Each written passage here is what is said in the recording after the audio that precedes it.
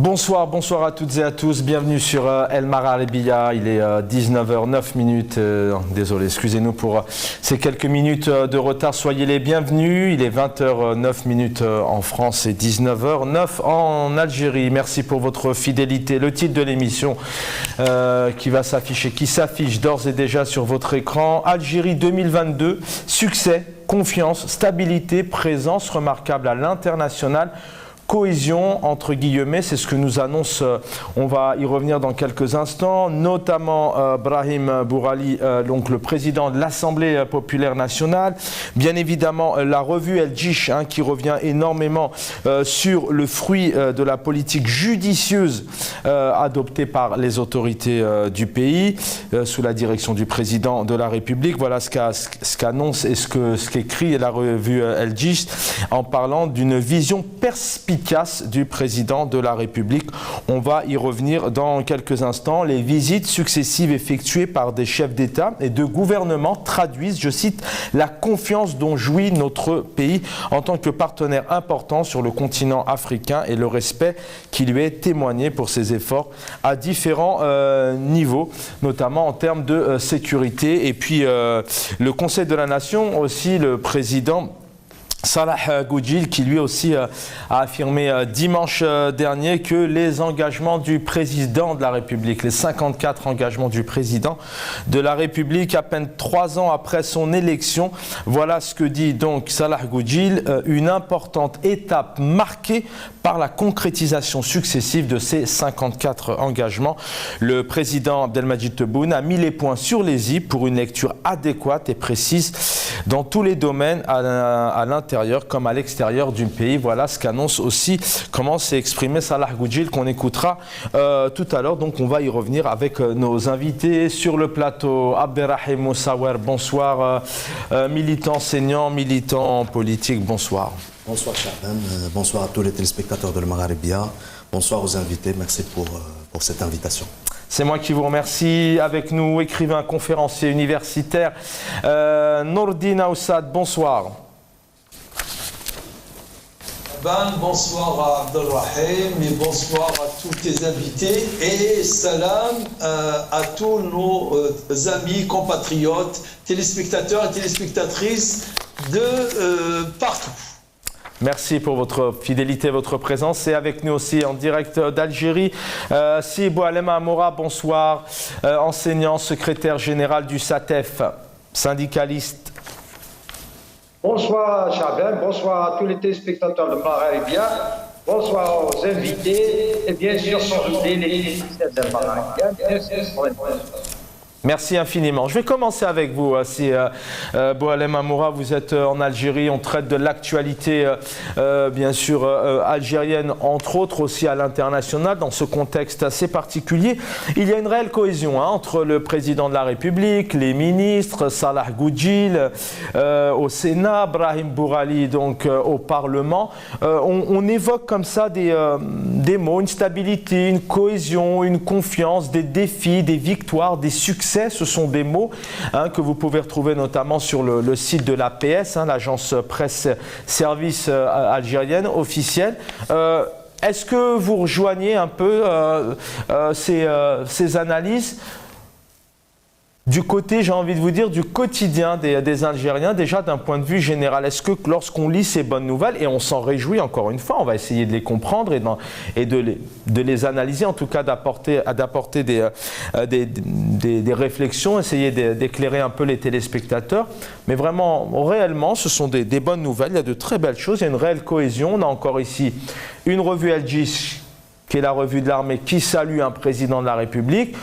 On a un Parlement qui salue, un président du Parlement qui salue un président de la République. On a un président du Sénat qui salue les mérites et les réussites du président de la République. Vous les vivez depuis maintenant son élection, Boualema Amoura, ce que les Algériens et les Algériennes, selon vous bien sûr, vivent. C'est une réalité sur le terrain au quotidien. Merci beaucoup. Comme on dit, il a l'âge qui serait pas des gens gentils, cela de ces gens-là, comme les autres sont partis, ils disent des choses. Du temps de Bouteflika, on a entendu des choses, et alors Bouteflika c'est le Messie, il fallait même pas le contrarier. Et puis ils sont là, comme ça, c'est tout le monde qui l'insulte, qui ne parle plus de lui maintenant.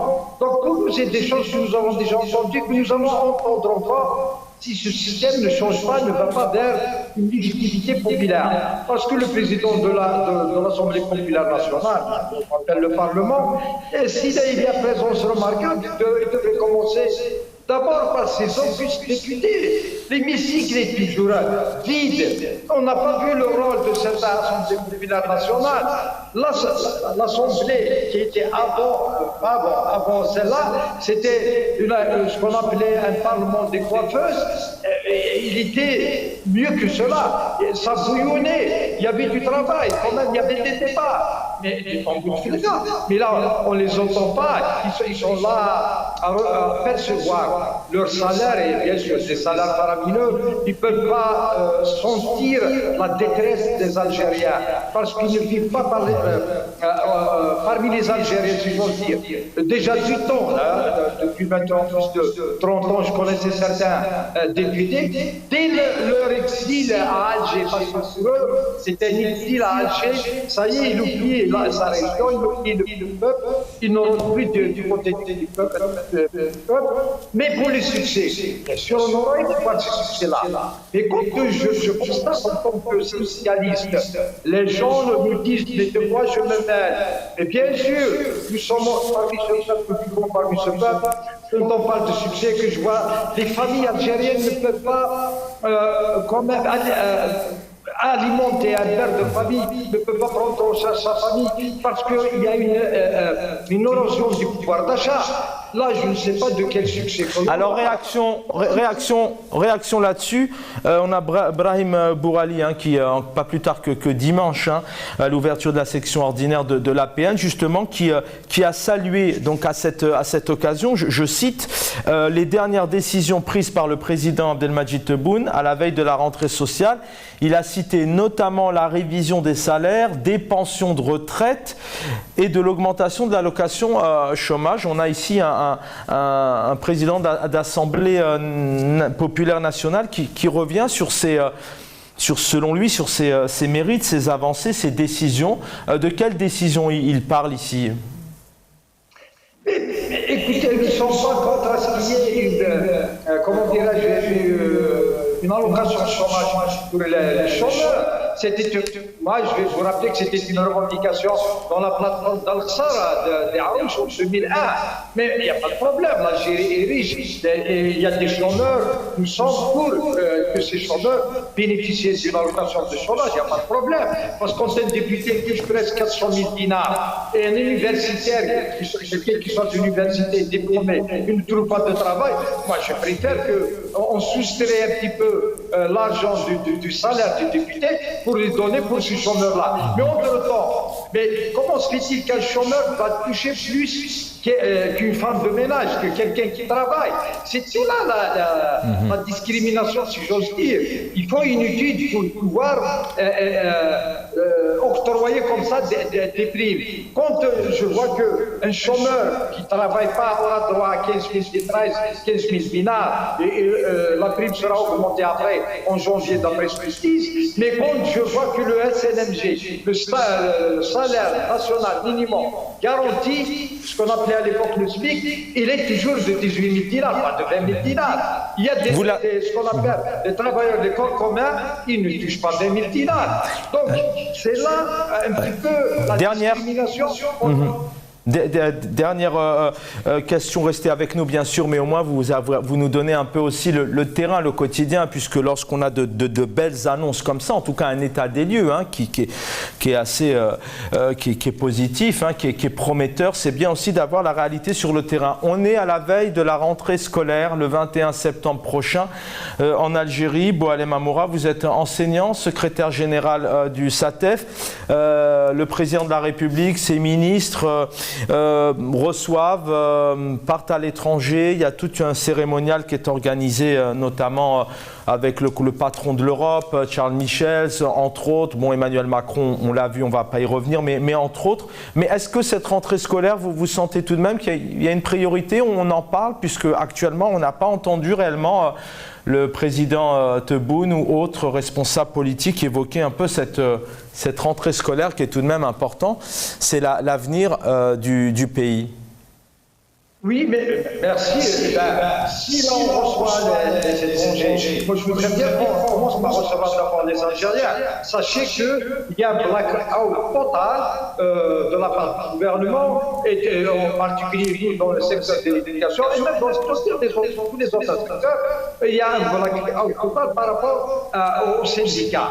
Pour la première fois depuis 1929, le CRCF, premier syndicat autonome, n'a pas été invité le jeudi passé à la réunion au ministère de l'Éducation. Je sais que nous ne sommes pas les seuls, il y a 4 syndicats, mais là, il faut d'abord commencer par recevoir ces enfants, discuter avec eux, discuter de la rentrée scolaire. Parce que ça sert. Nous ne parlons pas de la préparation de la rentrée scolaire. Nous parlons de la préparation de l'année scolaire. Mais ça bouge un peu. Ça bouge un peu sur la préparation. On sait très bien que dans chaque pays, vraiment une dernière minute là-dessus, mais je reviens vers vous dans quelques instants, mais au moins vous nous donnez encore la réalité. Est-ce que en Algérie, au pays, ça bouge? On est à quelques heures, quelques jours maintenant de la rentrée, une dizaine de jours. Est-ce que ça bouge dans les écoles? Est-ce qu'il y a des moyens? Est-ce que le ministre de l'Éducation se préoccupe un peu de la rentrée chez les petits, les grands? Est-ce que vous sentez le même engouement pour cette rentrée scolaire qu'il y a notamment sur tout cet accueil, ces réceptions de représentants, ces annonces, cette ouverture de cette session de la PN, entre autres? Non, on ne sent rien du tout, parce que c'est des histoires qui se répètent. On ne prépare pas une année scolaire à 10 jours de la rentrée scolaire. Les établissements scolaires, certains, les établissements dans un état catastrophique. C'est pas aujourd'hui. Aujourd'hui, j'ai vu un wali d'Alger qui a été allé visiter une école primaire alors que la rentrée a déjà jouée. Il y a des établissements qui demandent entre guillemets une réparation. Jusqu'à présent, ils l'ont pas fait. Il y a des établissements scolaires qui devaient être terminés depuis le mois de juin. Et ça n'a pas été encore fait. Donc, ce que nous disons, et d'ailleurs, ils ont décidé de revenir à l'ancien système, c'est-à-dire le système d'enseignement normal. Par classe, il n'y aura plus de groupes. Et là, nous allons vers ce qu'on appelle les surcharges de classe. Aujourd'hui même, à Alger, du côté d'Alger-Est, à Al-Harraj, on a des classes de 54 élèves. Donc, 54 élèves, c'était dans les années 70. Mais là, nous avançons vers l'arrière, c'est pas normal, nous sommes en 2023. À quand ce succès-là, cette cohésion-là, cette stabilité-là? Moi, je sais pas qu'il n'y a pas un pouvoir d'achat assez conséquent pour le travailleur algérien et le fonctionnaire de l'éducation, on ne pourra pas avoir cette stabilité. Merci. Mais je vais terminer là. Le problème dans ce pays, c'est l'impunité. Des gens qui ont failli, des responsables, entre guillemets, parce qu'ils ne sont pas responsables, des responsables qui ont failli n'ont jamais été sanctionnés. C'est pour ça que ça continue comme ça. Et malheureusement, ce sont nos enfants et c'est le pays qui paie les frais. Je reviens à vous dans un instant. Nordina Aoussat, merci d'être avec nous ce soir.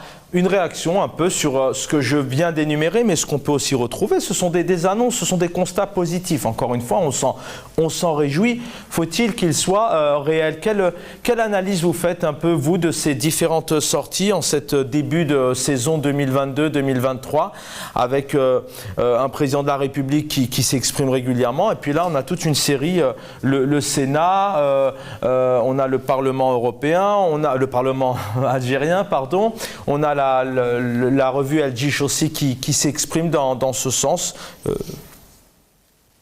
Ben écoutez, ce que ces gens-là n'ont pas compris, c'est que nous sommes en 2022.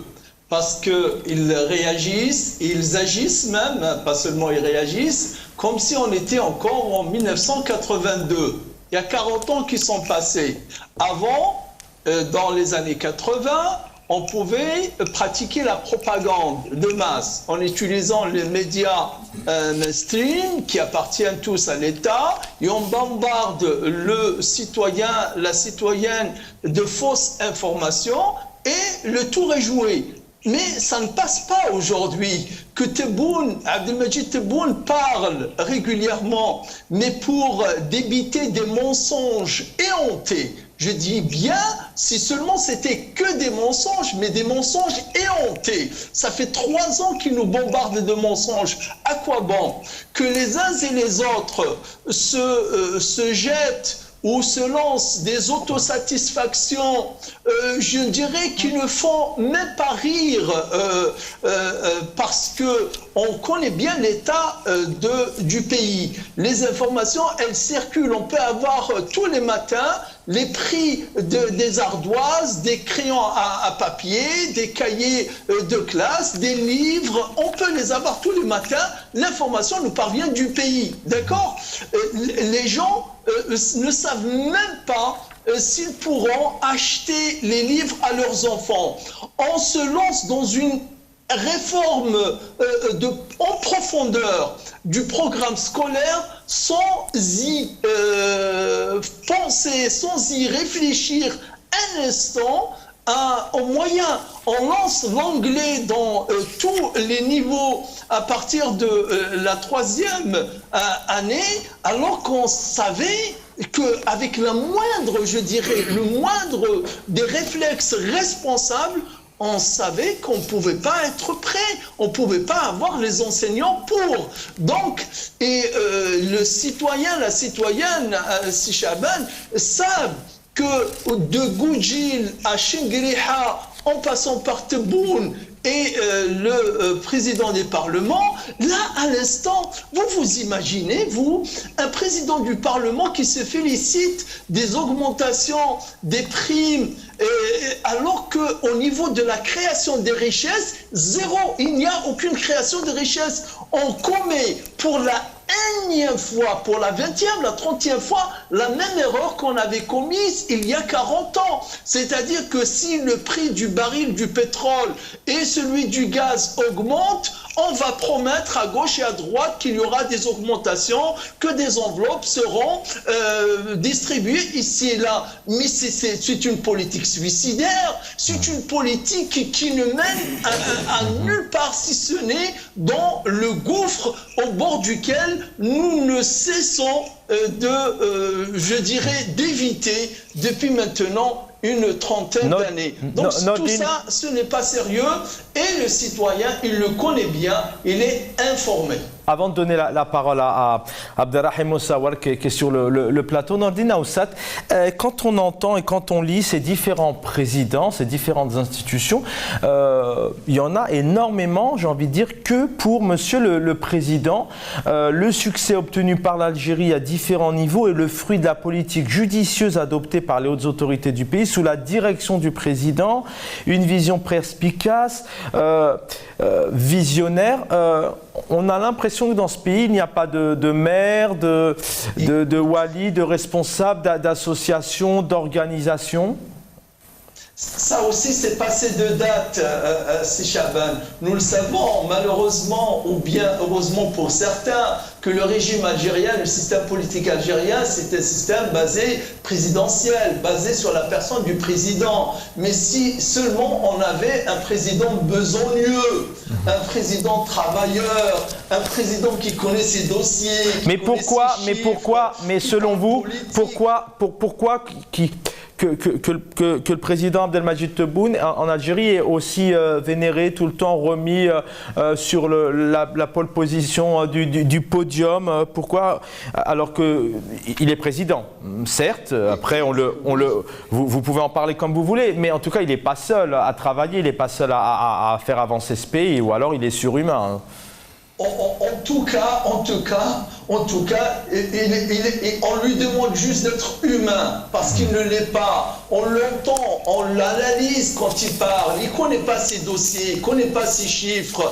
Et la parole responsable, la parole politique qu'il porte, il ne sait pas la prononcer. Il est bien en deçà, sauf qu'il se trouve sans doute que c'est un petit point sur lequel ils essayent, tous les clans, tous les, comment dirais-je, toutes les composantes de ce régime essayent de converger vers lui pour dire au moins il y a une personne sur laquelle nous sommes tous d'accord et pour laquelle, ou bien à propos de laquelle nous sommes tous satisfaits, c'est Abdelmajid Tebboune. Merci. Mais malheureusement, Abdelmajid Tebboune, il n'est ni un diplomate, ni un besogneux. Vous savez ce que c'est besogneux? Quelqu'un qui se met au travail et qui travaille et que ça se voit dans son discours que c'est quelqu'un qui travaille. Ce n'est pas le cas malheureusement. Restez avec nous, Nordina Oussat.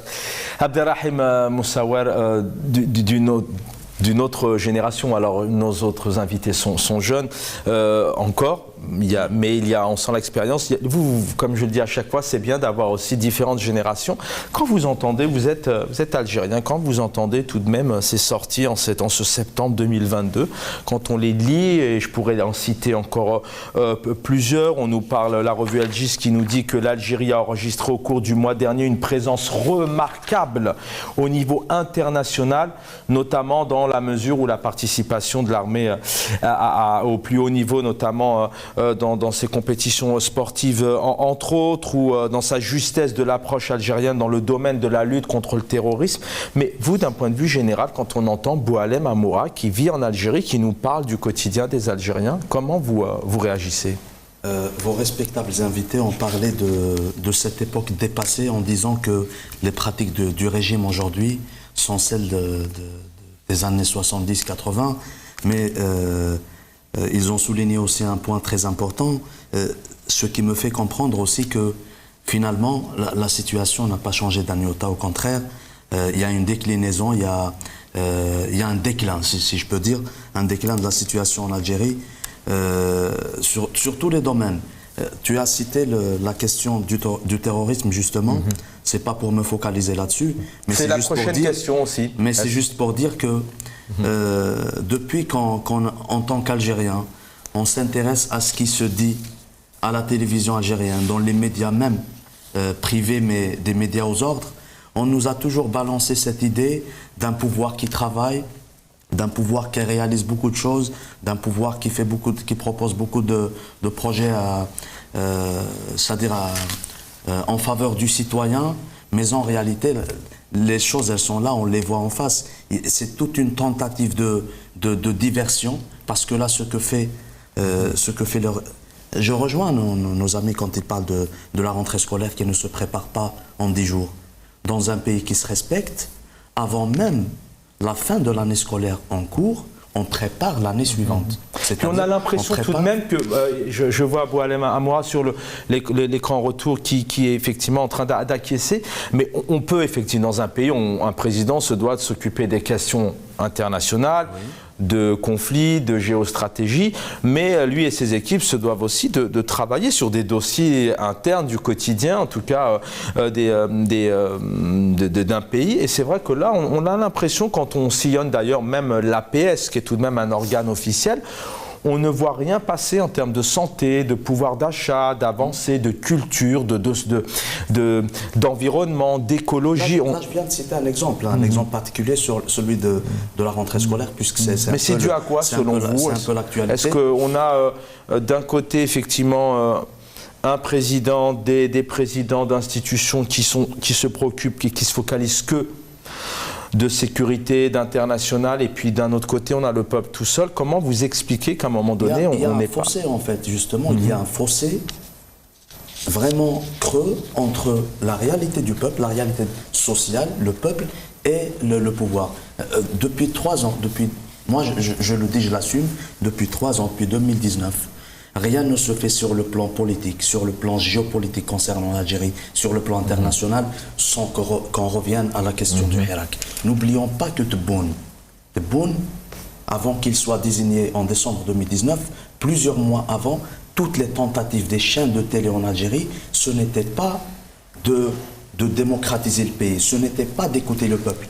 Les messages transmis par ces chaînes de télé, par les larbins de ce régime, c'était de dire l'essentiel c'est d'avoir un président. Non, L'essentiel, ce n'est pas d'avoir un président. L'essentiel, c'est d'opérer un vrai changement en Algérie, un changement politique. Et lorsqu'on parle d'un changement politique, et c'est là que la question de l'éducation, la question de la sécurité, la question de la souveraineté, la question de la santé vont se résoudre, vont se régler. Donc là, nous sommes face à un régime, parce que lorsque vous parlez de succès, de confiance, de stabilité, de cohésion, de présence remarquable. Alors c'est pas moi qui en parle, hein, c'est oui, c'est le titre, c'est le titre, pardon, c'est le titre de l'émission. Ce sont des mots, ce sont les mots repris, les mots repris par les différents discours du président de l'APN, etc. Entre autres, oui. Mais moi, je reprends ces mots pour dire que ce ne sont pas des termes qui sont utilisés à l'encontre du peuple en disant que l'Algérie a changé. C'était un objectif de ce régime qui était dispatché, qui était disloqué par le Hirak. Son objectif, c'est de retrouver la cohésion en son sein, c'est de retrouver la stabilité en son sein. C'est pour cela qu'aujourd'hui, je pense que toutes ces entités, toutes ces institutions, l'Assemblée nationale, le Sénat, l'institution militaire, se focalisent sur un personnage qui était bon. Je pense qu'il le propulse de l'avant pour dire que peut-être c'est le personnage au sein du régime qui fait un peu le consensus, et ça nous fait penser à cette époque de Bouteflika quand elle a été désignée pour la première fois. Donc là, ils sont non seulement en train de dire que le changement qui a été ramené par le Hirak à leur façon, il est en train de se faire, mais lorsqu'on regarde la réalité sociale, nous sommes face à un régime qui utilise la question politique nationale et internationale dans un but dérivatif.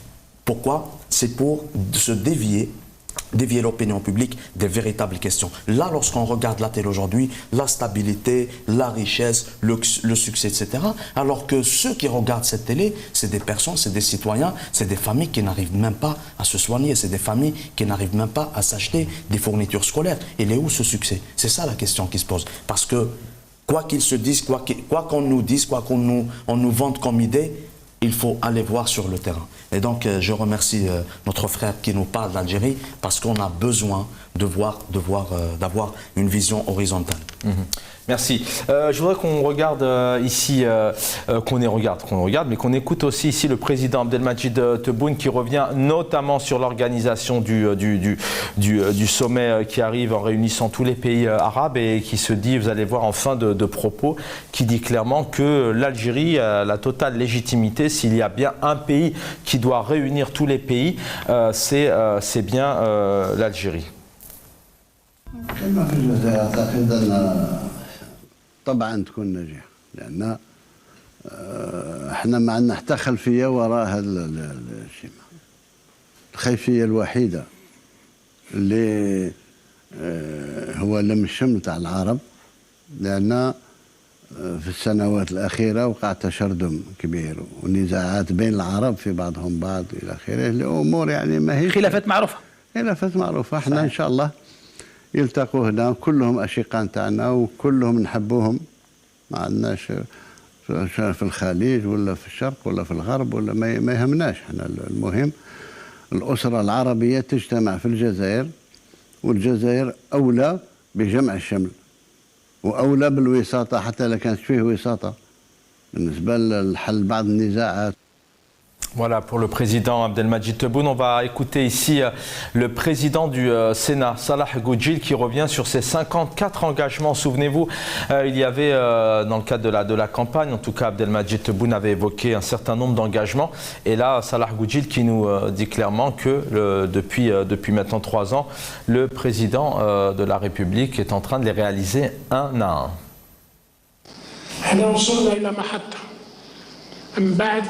تقريب 3 سنوات من بعد انتخاب رئيس الجمهورية عبد المجيد تبون، والشيء اللي وعد به الشعب الجزائري 54 التزام أمام الشعب، ورانا نشوف مرحلة من بعد مرحلة، وبصفة خاصة في الشهور الأخيرة كيفاش يتجسم هذا الالتزام الرئيس الجمهورية.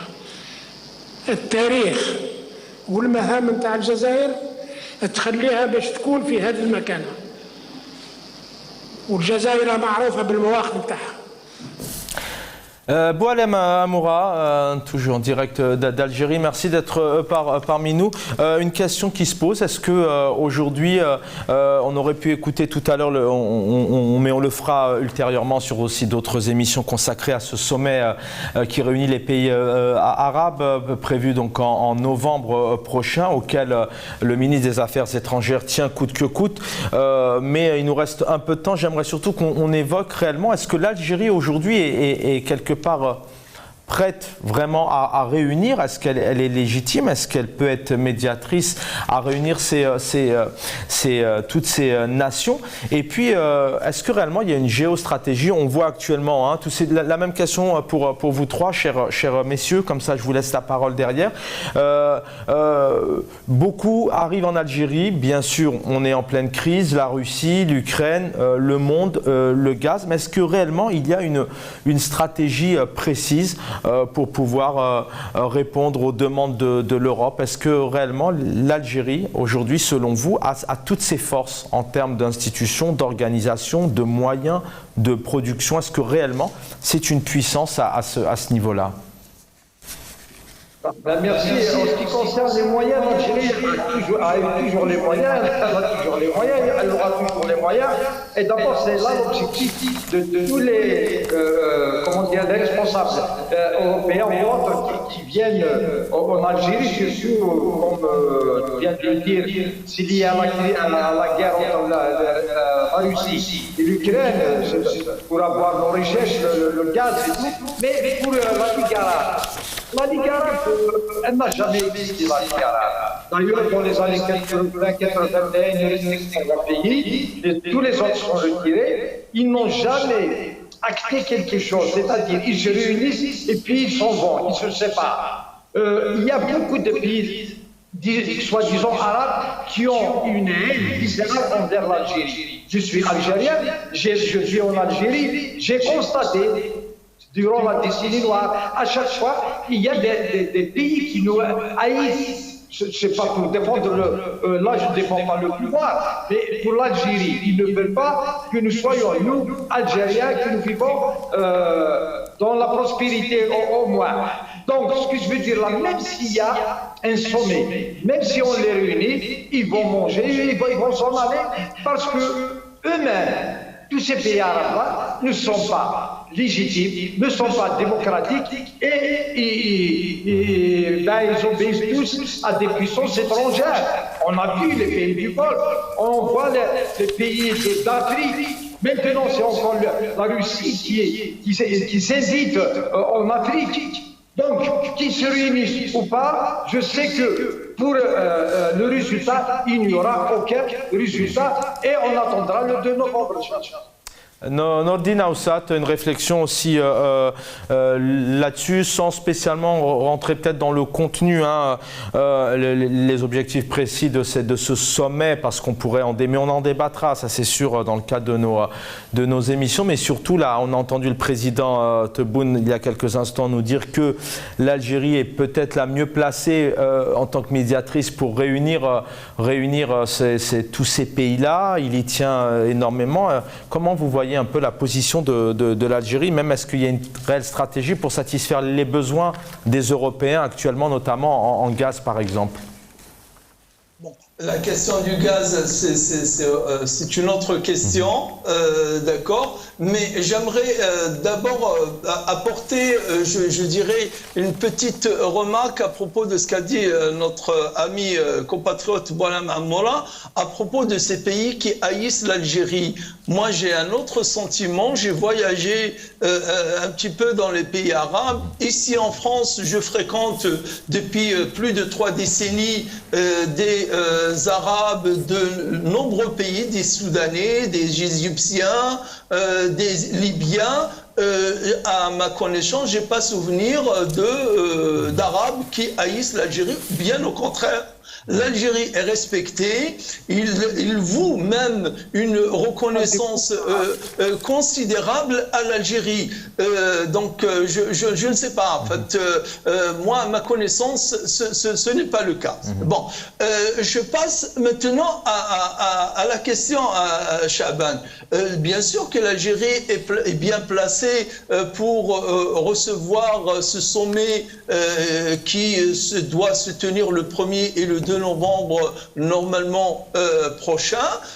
Est-ce que c'est le seul pays le mieux placé? Je ne pense pas, rien que eu égard au problème que nous cessons de créer à notre voisin de l'Ouest, le Maroc, je ne pense pas. Mais globalement, oui, l'Algérie, elle est neutre, même si sa position devrait plutôt influencer les pays qui attaquent le Yémen, et l'Algérie n'est pas partie dans les belligérances quand il s'agit de pays arabes contre d'autres, comme quand l'Égypte et les pays du Golfe ont, en 2017, boycotté le Qatar, ils ont déclenché des hostilités. L'Algérie, d'une manière générale, elle est restée sur cette ligne qui héritait des années 70-80, d'observer une certaine neutralité quand il y a conflit, quand il y a belligérance, et c'est tant mieux.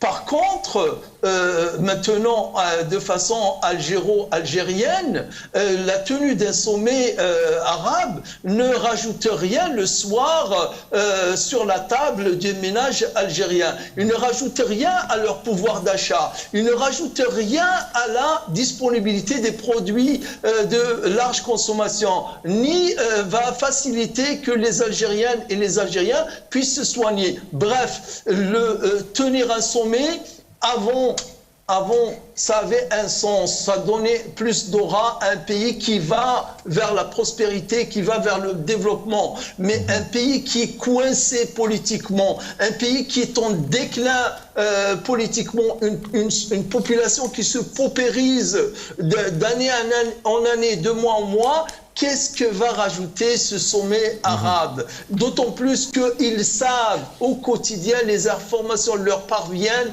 de la situation de la nation, de la population.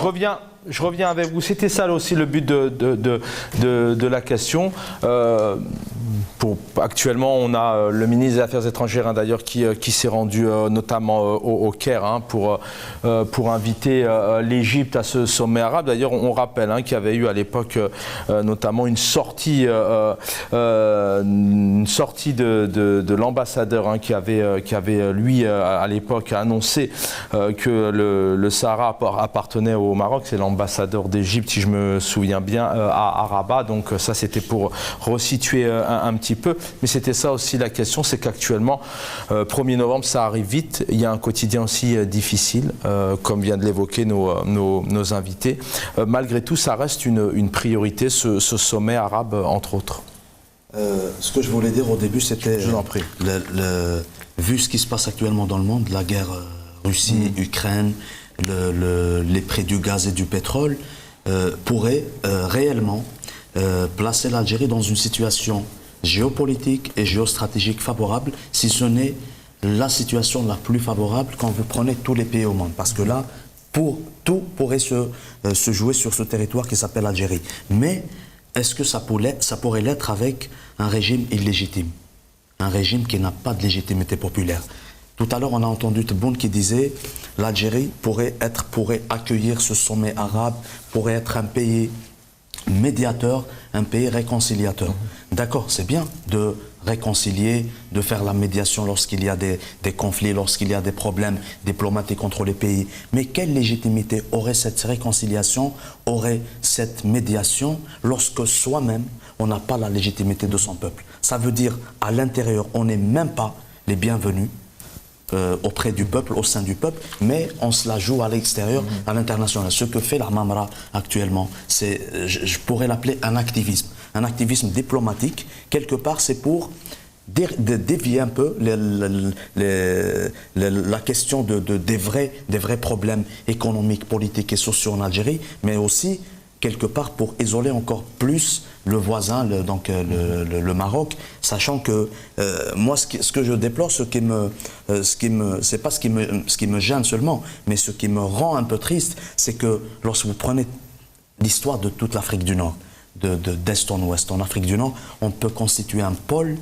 géopolitique, géostratégique irréprochable au monde, avec tous ces pays frères, les peuples qui sont frères, comme le disait M. Oussat, vous partez au Maroc, vous partez en Tunisie, vous partez en Libye, les Algériens, ils sont respectés, ils sont les bienvenus partout. Mais ce sont les piétinements des droits, c'est les faux pas que commet, moi je dirais pas des erreurs, c'est des fautes graves que commet ce régime. C'est pour désorienter un peu l'opinion publique et se créer des ennemis qui n'existent pas en réalité. Parce que, quoi qu'on fasse, on fait le tour du monde, on reviendra toujours à la légitimité populaire. Tant qu'on n'a pas la légitimité de son peuple, on ne pourra jamais réussir la médiation, la réconciliation. Et je termine avec cette question de Ligue arabe. La Ligue arabe, pour moi, c'est une coquille vide qui n'a jamais abouti. Elle est synonyme de velléité, de non-sens, qui n'aboutira jamais à des réconciliations. On y reviendra. En tout cas, ce qui était important ce soir, c'était de mettre un peu en exergue, comme vous le dites, la légitimité peut-être d'un président qui annonce d'être médiateur, mais effectivement, même s'il parle de rassemblement dans son pays, on voit tout de même qu'il y a ce peuple d'un côté et il y a aussi toutes ces institutions, le président, entre autres le Parlement, le Sénat. D'un côté, vous avez 1 minute chacun, messieurs, je vais devoir rendre l'antenne. Boualem Amoura, le mot de la fin pour vous. Alors je crois que vous vouliez réagir aussi par rapport à la réponse que vous a donnée Nordine Oussat. Merci bien, merci. J'y tenais parce que je n'ai pas parlé de peuple arabe, j'ai parlé de régime qui nous haïssent. Donc là, c'est ton acte, comme on dit, je corrige, je ne parle pas de peuple. D'ailleurs, j'ai parlé de régimes illégitimes, dictatoriaux et tout. Sinon, moi, je suis invité au Liban pour le 15 septembre. Je serai parmi des Soudanais, des Syriens, de tous les pays. Mais je peux dire que l'Algérie, pour nos ministres, ils ne bougent pas. C'est la rentrée sociale. Vous avez fait passer la vidéo du Sénat. Ça m'a permis de revoir certains visages de nos ministres, de nos augustes ministres qui touchent leur salaire à ne rien faire. Je le dis, ce que je dis. Eh bien, il y a même des Algériens. Voilà, il y a certains visages qu'on vient de découvrir sur la sacrifice d'une amie qu'on ne les voit pas. Mais ils doivent quand même aller en besogne, comme dit M. Oussat. Merci. Et je vous remercie. Merci Nordine. C'est vrai qu'on n'entend pas beaucoup, en tout cas en tant que journaliste, nous on n'a pas l'occasion d'entendre énormément les ministres algériens sur des dossiers qui concernent les Algériens et les Algériennes. Nordine Oussat, 1 minute, le mot de la fin, le message que vous pourriez faire passer. En Algérie, le silence se paye doublement. Le silence des ministres se paye en argent, son nom trébuchante. Et le silence de la population se paye par cette misère et cet enlisement du pays. Donc seul, je dis bien seul, la cohésion du peuple algérien et seul le retour aux revendications et aux demandes du Hirak, d'un changement de régime, de système politique pourra redonner à l'Algérie ce à quoi pourraient, je dirais, se sentir fiers les Algériens et les gouvernants. Sinon, pour l'instant, on est loin, malheureusement. Merci Nordine Oussat avec ce sourire. Dernier mot, Abderrahim Moussaouel. C'est juste le fait de dire que succès, cohésion, stabilité, richesse, etc., nouveaux marchés, etc., alors qu'en réalité, aujourd'hui, au moment où je te parle, il y a des militants qui se font arrêter en Algérie. Il y a des citoyens qui se font arrêter parce qu'ils veulent exprimer leurs idées, ils veulent exprimer leur volonté de changer, que les choses puissent changer en Algérie. Donc là, je termine avec ce mot de Deit Miglet en kabyle qui disait « Ça veut dire, au lieu de préparer préparer cette rentrée scolaire, en parlant de la rentrée scolaire, mettre tous les moyens nécessaires, pédagogiques, didactiques, pour la réussite de la rentrée. On nous parle de langue, de substituer une langue par une autre, trouver à la dernière minute des profs, c'est irresponsable. Merci Abderrahim Moussaouer d'avoir été avec nous. Puis je rappelle que vous êtes quasiment tous les dimanches, place de la République. Vous ne lâchez pas. Merci d'avoir été avec nous, enseignant et militant politique. Nordine Aoussat, écrivain, conférencier universitaire, et vous venez de publier Algérie-France, 60 ans après le cessez-le-feu, l'impossible, entre parenthèses, pourtant nécessaire, divorce. Je vous invite vraiment à vous le procurer. Et puis Boualem Amoura, merci pour votre fidélité. Enseignant, syndicaliste, c'est bien de vous avoir à chaque fois pour nous donner réellement ce qui se passe sur le terrain. L'équipe en régie, merci d'avoir été à mes côtés pour réaliser techniquement cette émission. Merci à Karim et à Dina. Le programme continue. Je vous souhaite une très belle soirée. Prenez soin de vous.